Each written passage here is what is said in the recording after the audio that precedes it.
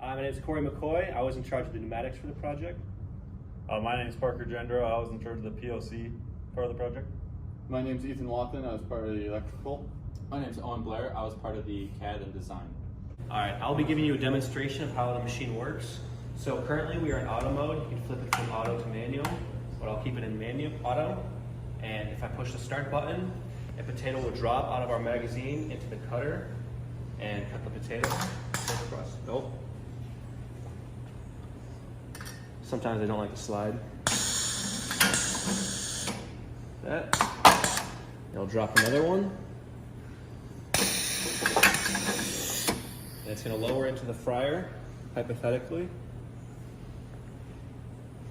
After 10 seconds, it'll raise up. Realistic cooking time should be about 3 minutes, but for demonstration purposes, it's scaled down. Now it's dragging the fried potatoes across, and I'll drop them into a plate for us. My name is Owen Blair. I was in charge of the CAD and design. So this is our potato fryer here. This is everything in CAD. We are missing a couple things in our actual model compared to our CAD. We had a fryer spec here and our basket. But main process of this is, as you saw in the previous video, that cylinder extends, or drops the potato, cylinder extends, cuts it, drops it, and then dumps it. So all of this, designed every part of this, cut all the 80/20, all these custom parts, things like ramps, these bars, this arm here is all custom, everything else there.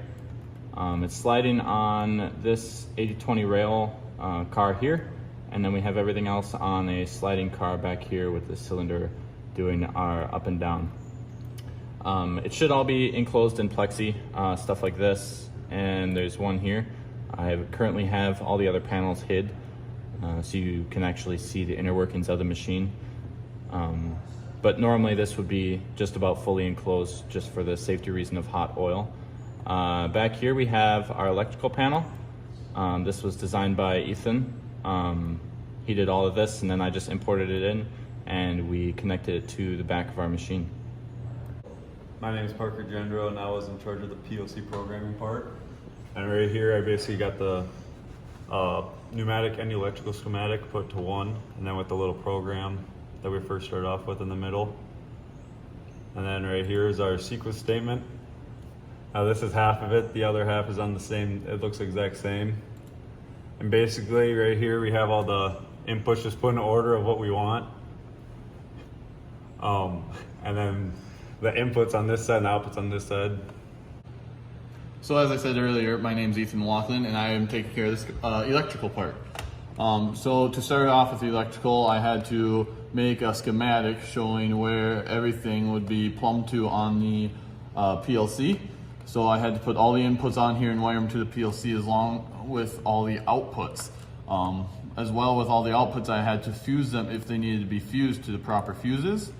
And I also had to fuse the entire system so nothing would burn out.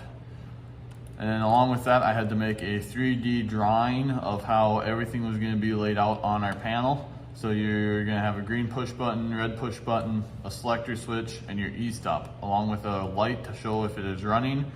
We're going to have all of our pneumatic solenoids up here, and our PLC and our power supply down here. Alright, so like I said, my name's Corey. I was in charge of the pneumatics for this project.